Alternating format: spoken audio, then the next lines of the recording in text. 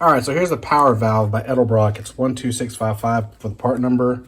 It is the 5.5 HG, which in turn for pressure, boost pressure, you cut it in half pretty much. So about 2.5 pounds for this to open once we get it converted over to boost reference. So let's dig in.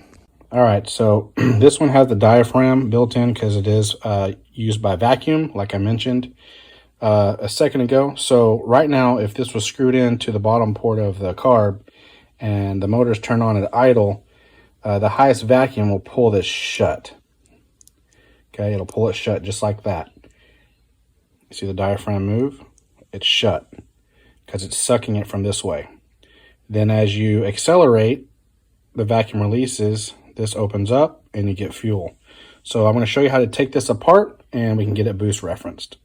First step, you want to go ahead and grind this down.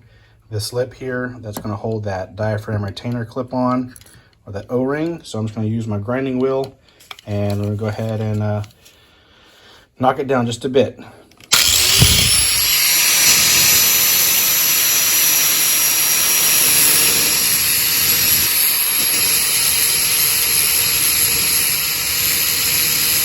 Just like that. There's a diaphragm. And basically we're going to get all this out of there, just like this. And then I'll show you what we do next. All right, so go ahead and grab your screwdriver here, and I'll see if I can zoom in that. Then you just want to take that first tab on the spring, and we're just going to roll that spring off, okay? Just roll it off just like this. And you're going to see that slowly, this is how you take off the spring, so you don't mess up how strong it is and make it weaker, okay? So this is a 5.5 HG spring. So now what we need to do is go in here and take this off, which I'll go ahead and demonstrate that.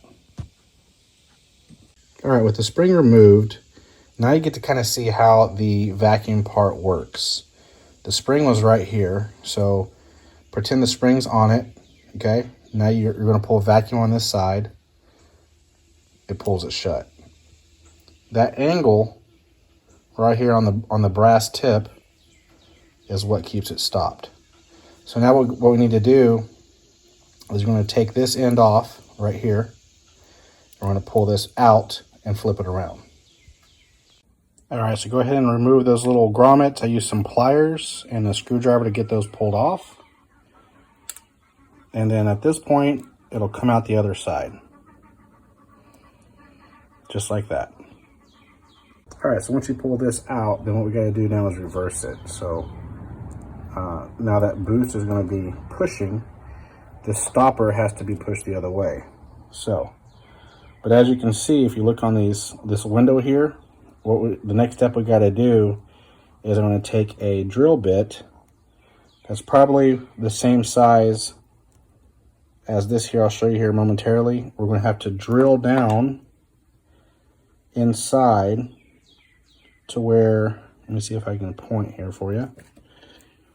These edges right here will have to be flush with that window.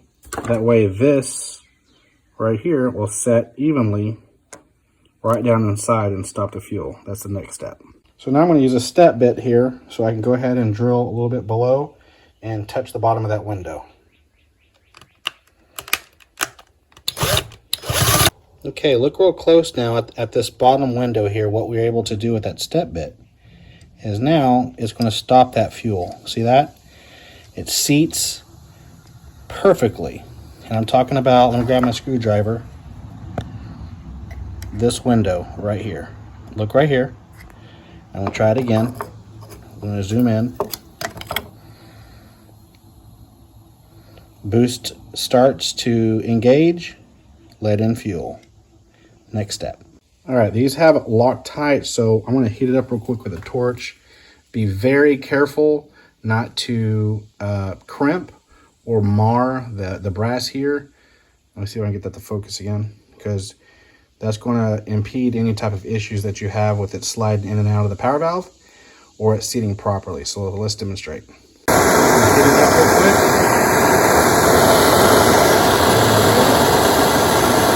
So loosen up that glue, and I'm going to grab the channel locks and be careful and twist that in at the top. All right, so the torch went ahead and kind of unloosened the adhesive there, and this will just unscrew.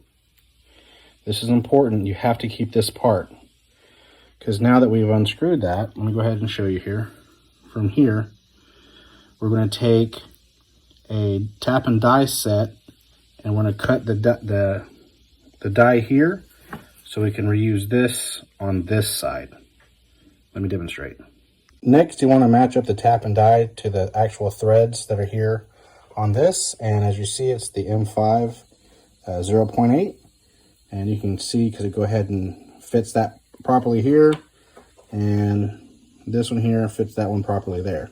So now we're going to use this one, and we're going to thread this side so we can use this new portion on that and put the spring. Put that piece in the vise, put this on the die, and we're going to go ahead and make our own threads. Here we go. It's getting there. A couple more turns. All right, so now that's tapped. So what we want to do is go ahead and take this, put it reverse back in like we did with the new tap out that we just tapped. Okay, we're going to grab our spring like this, and then we're going to grab the cap. Make sure the indent is down, because that's going to hold around onto the spring. Okay, and seriously guys, all it is a couple turns, which you can adjust that. That's it. So now we reversed it. So see the plunger there? So now what we need to do is go ahead and we got to grind this down some, probably about 1/4 inch, and then we'll go from there. Look how that goes, guys. Exciting. All right, we're done. That's it. That's why you got to grind that down. Let me go ahead and zoom in. Look at that. We got some massive fuel going to be coming out of these windows here. All with a nickel inlay. So I'm just going to go ahead and mix up some epoxy or the 2-part weld and make it a ball, and then kind of smush it on here like a pizza, and put a little bit here on each corner. Let it harden over 24 hours. And we got ourselves a boost reference power valve. All right, let's move on to these jets.